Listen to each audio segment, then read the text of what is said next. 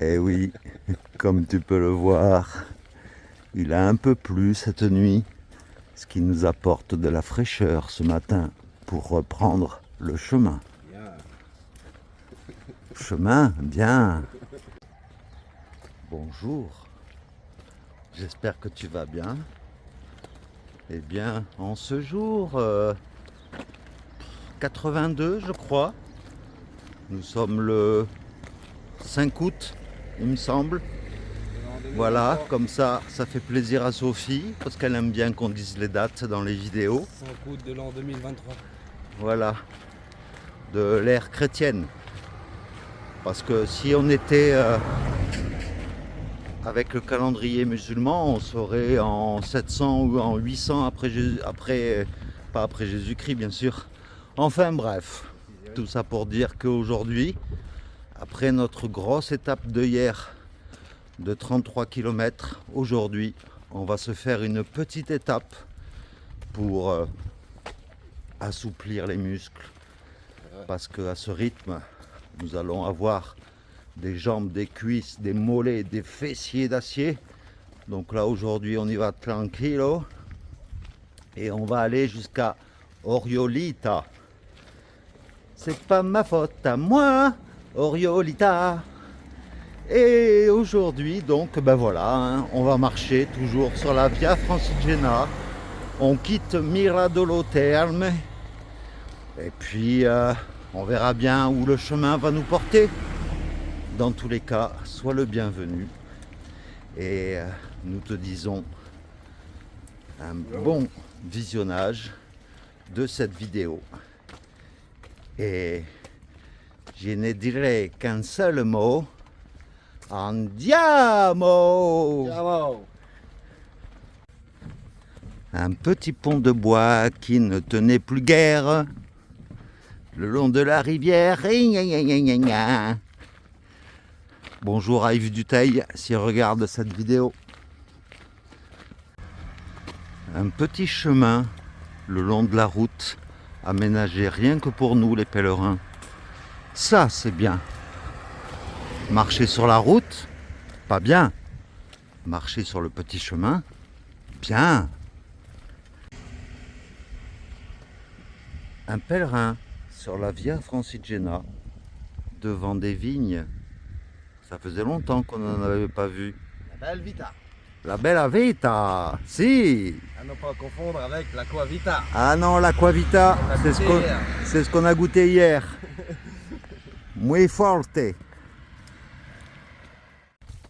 Pour ceux qui ont été adolescents dans les années 80, comme moi par exemple, eh bien, en parlant de Bella Vita, ça me rappelle une chanson de David et Jonathan qui chantaient Bella, bella vita. Alors, petit spoiler alerte. Pour ceux qui ne veulent pas être teasés pour la vidéo de demain, eh bien, passe un peu plus loin dans la vidéo. Mais sache que je te dirai juste un indice. Demain, le chemin va nous faire une petite croisière. Voilà, c'est tout pour le moment. Et voici Campo Rinaldo.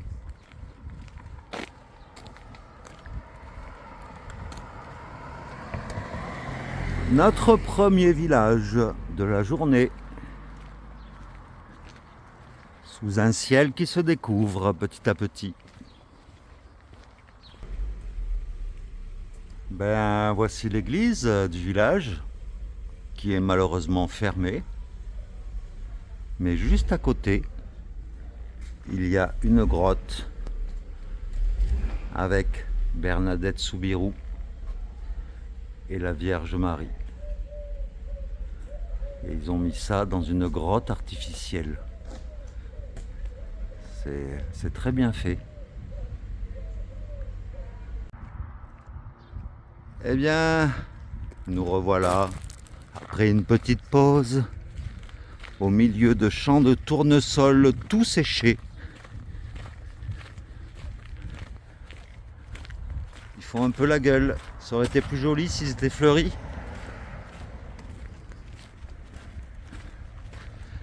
Il y a un passage à niveau en plein milieu des champs. Je pense qu'à partir d'aujourd'hui, on peut dire au revoir aux rizières et aux moustiques. La dernière rizière que l'on a vue, c'était hier. Une dernière parcelle. Et là, nous sommes au milieu des champs. Avec un sacré arrosage là-bas. Après le petit pont de bois, voici le petit pont de pierre. Non, pas le pont de pierre, hein. Il lui appartient pas. Mais voilà, c'est un pont en pierre. Et on est vraiment paumé au milieu de nulle part, dans les champs. Et nous voilà arrivés à Zignolo Po. Po pour la rivière, le Po. Et voici le Castello Procaccini, qui date du XIIIe siècle et on l'appelle le Versailles de la Lombardie. Malheureusement, il est fermé puisque c'est devenu un château privé et que là, je suis en train de filmer à travers les grilles. Et à la sortie du village, nous nous retrouvons sur une route qui est le chemin. Voilà, pendant un petit moment, on va l'allonger cette route.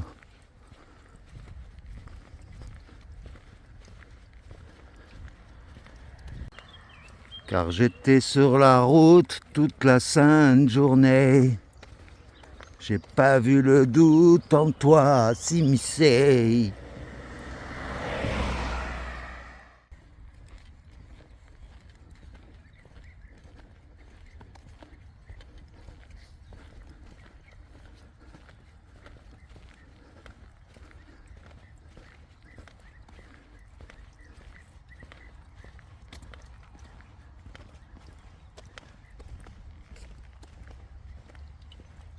Nouveau village pour une nouvelle vie, Lambregna. Ah!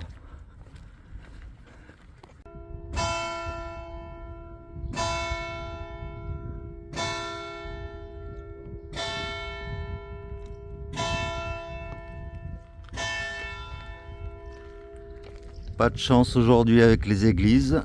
Jusqu'à maintenant, elles sont toutes fermées.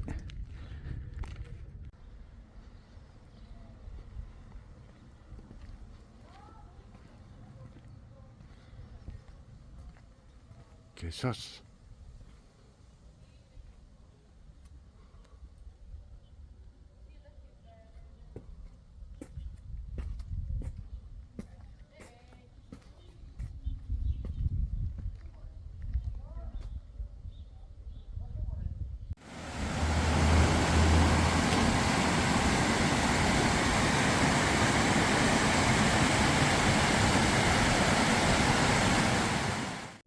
Et voici la rivière le Lambro qui se jette dans le Po.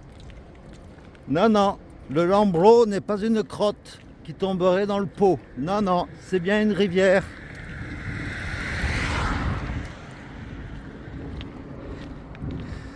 Ouais, bon, ok. J'ai un humour un peu gras, désolé. Et en parlant de Po, justement, nous sommes sur le Camino de San Colombano. Le Colombin, le Po, tu vois ce que je veux dire? Voilà, nous avons quitté la route. Et là, nous tombons sur un panneau qui te donnera un indice de notre croisière de demain. Voilà, je n'en dirai pas plus. Exactement. Tu vas dire qu'on le fait exprès, mais après le Po, le Colombin et le Transitum, excuse-moi, mais ça sent pas bon, quoi. On peut le dire. Ben, en tout cas, depuis ce matin, eh bien, ce que nous traversons, il y a très peu de culture et beaucoup de champs d'herbe. C'est un peu tristouné.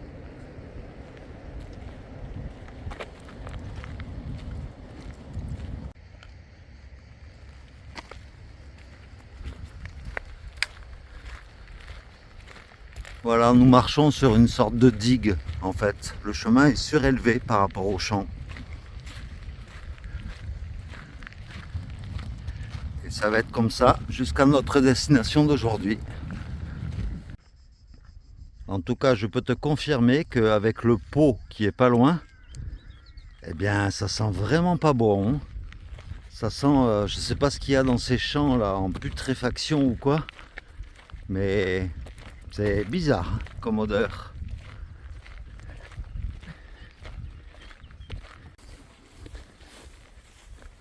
Nous nous retrouvons au milieu des champs de maïs et la seule vision que nous avons au bout du chemin, c'est l'église de notre étape d'aujourd'hui. Et nous voilà donc arrivés à Oriolita. Oriolita, Oriolita. Alors décidément aujourd'hui on n'a pas de chance avec les églises, puisque même celle de là où nous sommes, elle est fermée également. Et devant ce grand bâtiment en briques, nous arrivons devant un ostello. C'est l'ostello Grangia Benedettina. Et voilà, nous attendons que la personne vienne nous ouvrir. Eh oui, encore un donativo.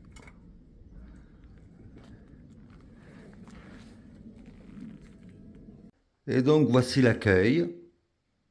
Là, il y a une réserve de bouteilles, mais c'est pas pour les pèlerins, je pense pas. En haut, il y a 2 fois 2 chambres, enfin 2 fois 2 lits. Ensuite, tu as un premier dortoir ici de 6 lits. Nous, on s'est mis au fond. Et c'est un bâtiment qui est tout en longueur. Ça doit être une ancienne abbaye ou je ne sais pas trop quoi. Parce que toutes les fenêtres sont en forme comme dans une ancienne église ou une ancienne abbaye. C'est très long. Puis là, il y a le petit coin cuisine. Petit coin cuisine avec tout ce qu'il faut hein, pour le petit déjeuner. Et puis après, un ascenseur qui nous mène au sous-sol où il y a les douches, les toilettes et il y a même des vélos qui sont mis à disposition pour aller faire les courses au supermarché qui sont à 1,5 km d'ici.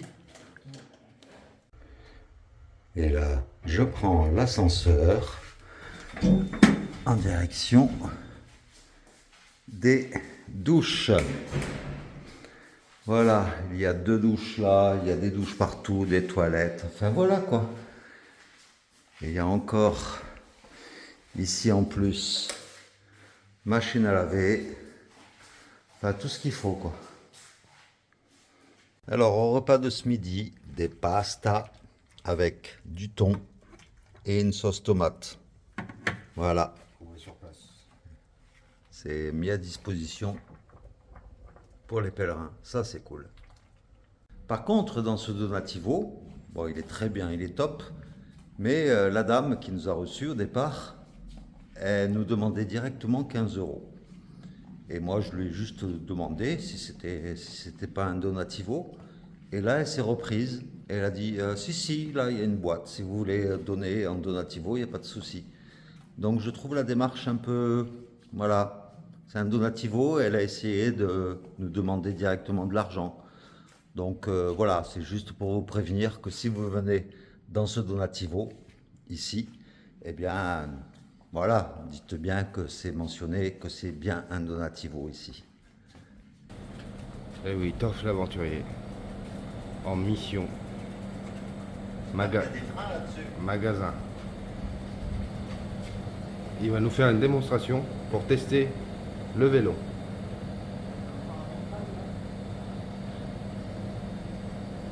Démonstration.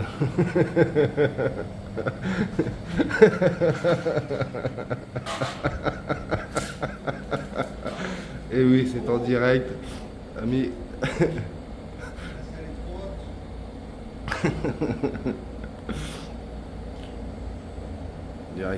En direct des studios, Toph l'aventurier va faire sa première descente à vélo italienne.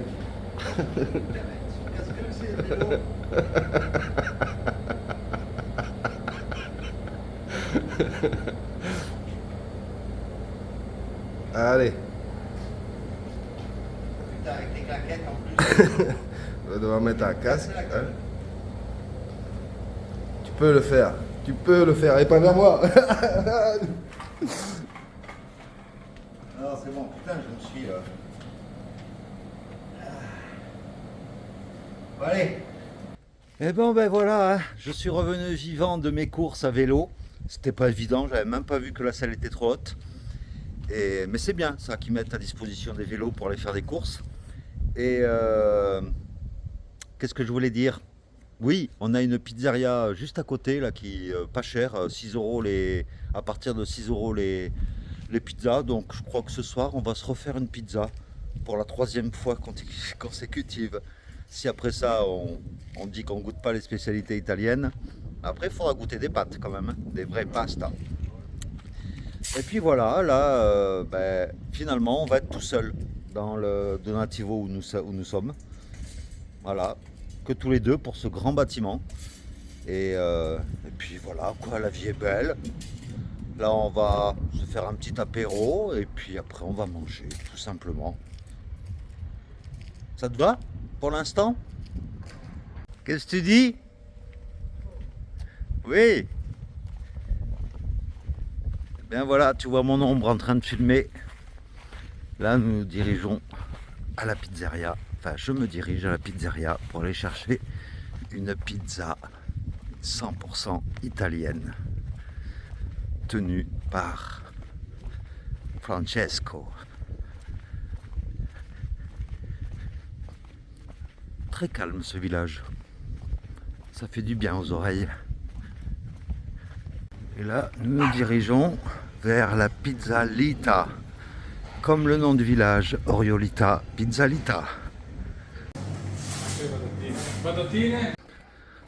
Voilà, devant le magnifique coucher de soleil sur l'église d'Oriolita, eh bien, les pizzas sont là. C'est una americana et una rustica. Alors, il y a une particularité ici, en Italie. C'est pas la première fois que je le vois, mais ils mettent quelque chose dans les pizzas que nous ne mettons pas en France. Suspense. Alors voilà, on est rentré et comme je te disais, la particularité sur certaines pizzas en Italie, moi j'ai pris par exemple une rustica, c'est avec de la saucisse, de la mozzarella, de la tomate, etc., etc. Mais il y a un petit plus qui est les frites sur la pizza. C'est original, hein? Et Pierre, il a la même, mais avec la version saucisse de Francfort. Dans la très courte vidéo que j'ai filmée dans la pizzeria, tu entends patatine. Eh bien, la patatine, c'est la frite, tout simplement. Alors, bien sûr, rien de tel que de vivre dans un pays pour apprendre la langue. Ça, je l'ai toujours dit, l'immersion, il n'y a rien de tel. Et nous, depuis qu'on est en Italie, on apprend de plus en plus de vocabulaire. Et par exemple, hier, Marco nous a appris que le moustique, justement, le fameux moustique, eh bien, ça se dit zanzare. Zanzare avec plein de z, un peu comme le vol du moustique. Zanzare, z. Voilà. C'est un petit moyen mémotechnique de s'en rappeler. Technique de Toph l'aventurier pour passer le hockey. Donc là, j'ai le hockey. Donc une technique infaillible, Bon, c'est de boucher le nez et de boire un liquide. Bon, Donc là, j'ai que du vin. Vous remarquez qu'il y a Sous déjà la une main. certaine consommation. Hein. Mais voilà. donc voilà ma technique. Églou, églou, églou, églou, églou, églou, églou, églou, églou, églou. Il est des Ça a pas marché, là. nôtres. Attends. Il a bu son verre de vin comme les autres. En fait, je bois pas le vin. C'est juste C'est un pour bloquer les voies aériennes. Il a fait son pèlerinage comme les autres. Alcoolisme en direct.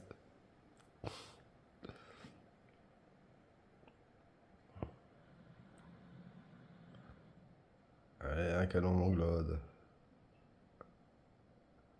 Ça passe encore.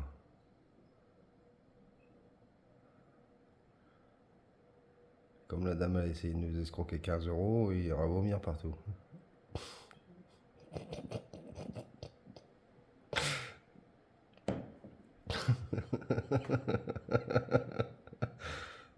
Splendide. Et voilà, mon ok est passé. Bon, c'est juste, j'ai rien vu, hein, t'as bien vu. C'est juste pour bloquer que l'air ne passe pas par les voies aériennes, c'est tout. Quelques gouttes. Avec un liquide dans la bouche. Quelques gouttes à peine. Voilà.